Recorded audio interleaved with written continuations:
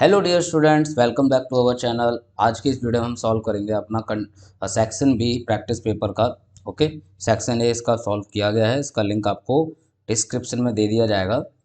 चलिए देखते हैं हमारा सेवन्थ क्वेश्चन। क्वेश्चन स्टार्ट करने से पहले आपको बता देता हूँ, इस सेक्शन में हमारे 4 क्वेश्चन होंगे और ये 4 क्वेश्चन 3 मार्क्स के होंगे। जैसे सैम्पल पेपर है सेम मार्किंग इसकी भी है। ओके, तो 12 मार्क्स का आपका सेक्शन है। चलिए क्वेश्चन करते हैं स्टार्ट। क्वेश्चन 7 कह रहा है find the seventh term from the end of the AP. ये एपी दी हुई है और एंड ऑफ द एपी पीछे की तरफ से हमें निकालना है। ओके, सेवंथ टर्म हमको इसका पीछे की तरफ से निकालना है, यानी अंत की तरफ से हम चलेंगे। तो अंत की तरफ से हम चलते हैं। पहले लिखते हैं अपनी series AP 21 25 that that dash 93। तो देखिए आप इसमें आपको पता है कि ए की वैल्यू हम पीछे से चल रहे हैं, तो ये ए की तो वैल्यू होगी 93। ओके, कॉमन डिफरेंस तो सेम रहेगा, कितना रहेगा 4, बट यहाँ से चलते तो पॉजिटिव 4 होता, बट हम चल इस तरफ से रहे हैं, डायरेक्शन हमारी ये है एपी की, तो क्या हो जाएगा -4 हो जाएगा। क्यों हो जाएगा? क्योंकि ये एपी रिवर्स हो जाएगी और हमको यहाँ पर छोटी टर्म से बड़ी टर्म को माइनस करना पड़ेगा, इसीलिए ए की वैल्यू क्या हो जाएगी, माइनस हो जाएगी।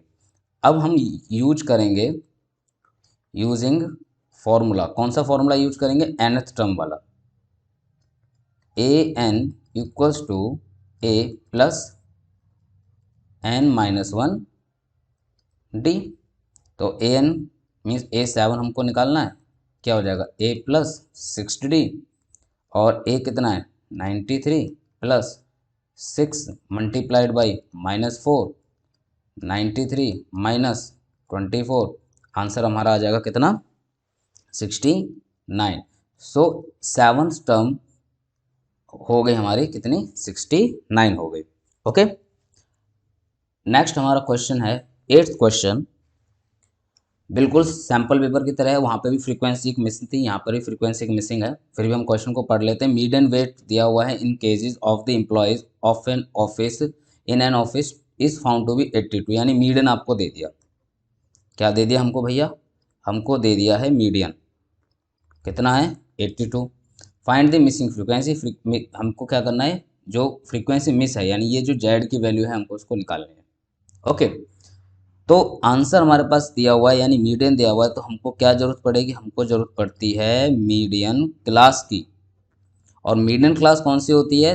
मीडियन क्लास वो होती है हमारी जब हमें मिसिंग फ्रीक्वेंसीज निकालनी हो, तो उस टाइम पे हम ये तरीका यूज करते हैं कि जो हमारा मीडियन होता है वो कौन से क्लास इंटरवल में लाई कर रहा है। तो ये इस क्लास इंटरवल में लाई कर रहा है, तो इसीलिए मीडियन क्लास हो जाती है हमारी 75 to 85, 75 to 85।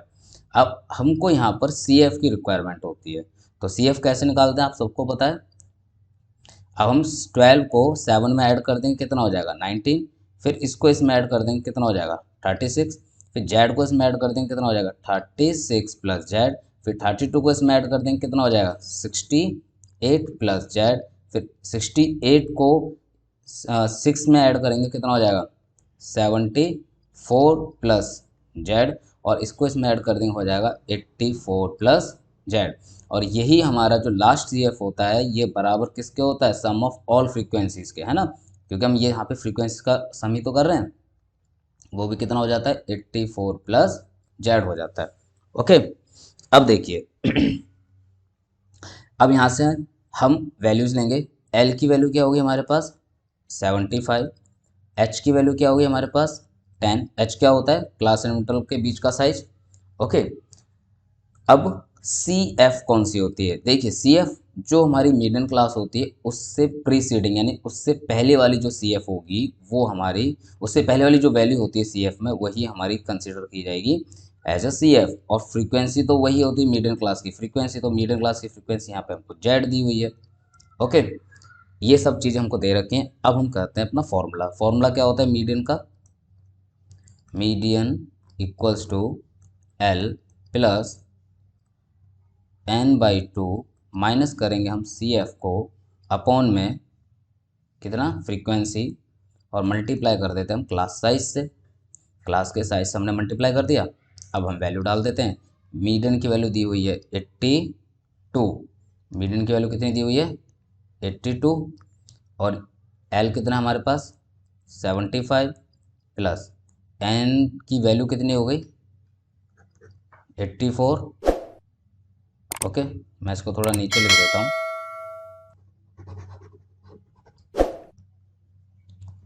82 equals to 75 plus 84 plus z upon 2 minus c f की वैल्यू कितनी है 36 अपॉन में एफ कितना है जेड, ओके, और ये हो गया मल्टीप्लाई बाई 10। अब इसको इधर माइनस कर देंगे, कितना बचेगा 7 इक्वल्स टू, इसमें एलसीएम लेके सॉल्व करेंगे 84 प्लस जेड माइनस 72 अपॉन 2 और ये पूरे के अपॉन में जेड, ओके, और मल्टीप्लाइड बाई 10। अब ज़रा ध्यान से देखिए, ये जो जेड है ये ऊपर का एक फ्रैक्शन हो गया और ये नीचे का दूसरा, इस जेड को हम क्या करेंगे इधर ले जाएंगे लेफ्ट हैंड साइड, तो ये हो जाएगा 7z इक्वल्स टू कितना 84 में से हम माइनस कर देंगे 72 को 12 प्लस जेड बचेगा अपॉन में 2 और मल्टीप्लाई में कितना है 10। इस 10 को हम इधर लेके आ जाते हैं या इसको आप इससे डिवाइड भी कर सकते हो, ठीक है, तो मैं इसको इधर लेके आ जाता हूँ अपॉन में 10 equals to 12 plus z upon 2 cross multiply कर देंगे, ओके, हो जाएगा हमारा कितना 14z equals to 120 plus 10z 14z minus 10z equals to 120 4z equals to 124 से इसको डिवाइड कर दिया तो z की वैल्यू कितनी आ गई, z की वैल्यू आ गई 30, यानी कि जो मिसिंग फ्रीक्वेंसी है वो क्या है 30 है, ओके।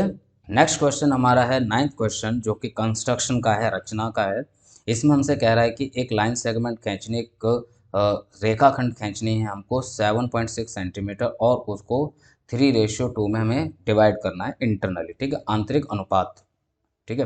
देखिए यहाँ पर, देखिए यहाँ पे हिंदी में कह रहा है 3.1 और इंग्लिश में कह रहा है 3.2, तो मैं इंग्लिश को कंसिडर करते हुए चलूँगा 3.2, ओके। तो सबसे पहला हमारा स्टेप क्या होगा, सबसे पहला स्टेप होगा ड्रॉ एनी रे, कोई भी एक रे आप ड्रॉ कीजिए A X making an acute angle with A B. तो सबसे पहले हमने क्या किया, एक ए बी के साथ ए एक्स हमने रे खींच ली, ये हमने ए बी खींचा, ओके, ये ए बी हमारी क्या हो गई, ये वो लाइन हो गई, लाइन सेगमेंट कौन सी 7.6। अब हमने एक एंगल खींच लिया ए एक्स, ओके। अब इसमें हमने ये एक्यूट एंगल है हमारा, ठीक है। इसके बाद हम क्या करते हैं, हम फिर से ड्रॉ करते हैं, ड्रॉ ए रे, एक रे ड्रॉ करेंगे b y parallel to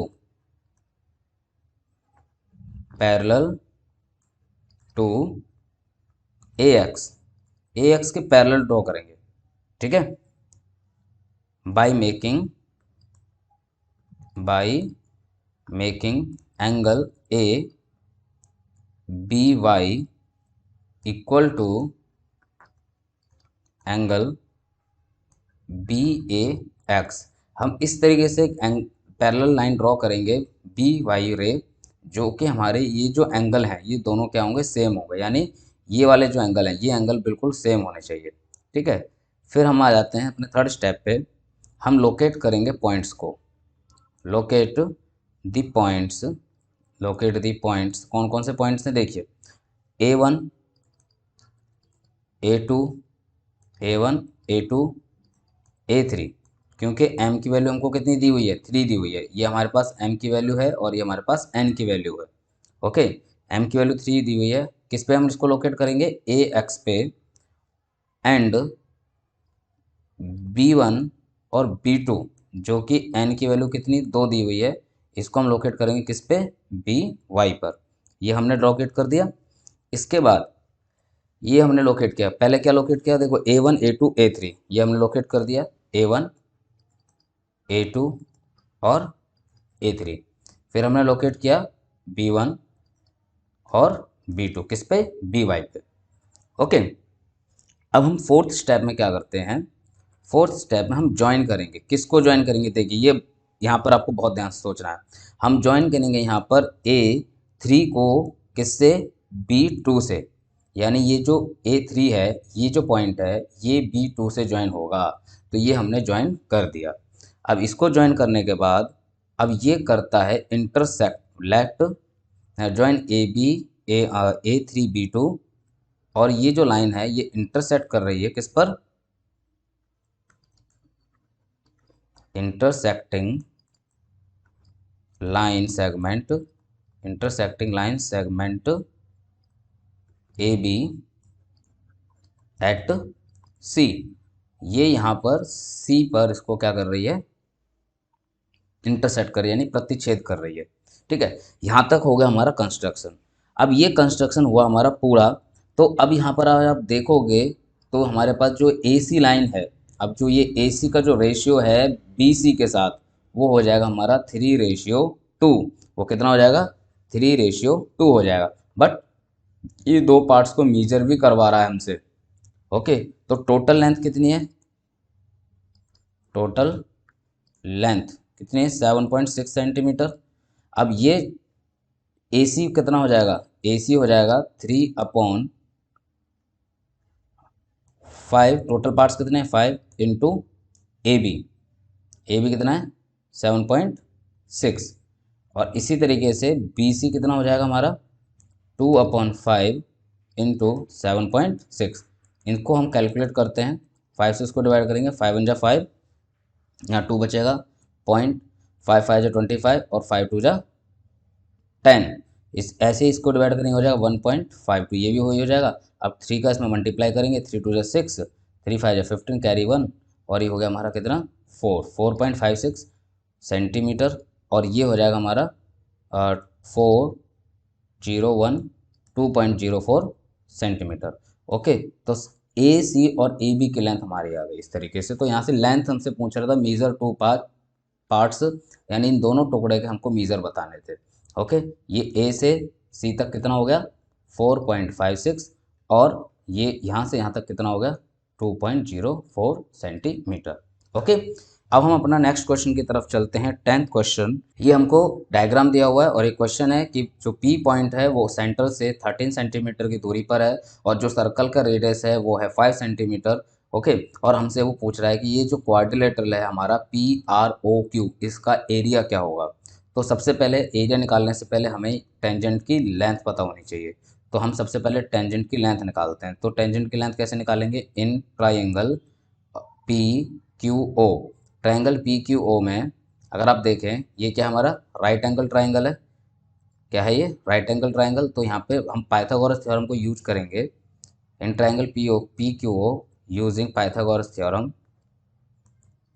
Pythagoras theorem क्या कहती है, पाइथागोरस थ्योरम PO का जो स्क्वायर होगा, PO का जो स्क्वायर होगा वो हमारा PQ के स्क्वायर और OQ के स्क्वायर के सम के बराबर होगा। और हमको क्या निकालना है, हमको निकालना है PQ।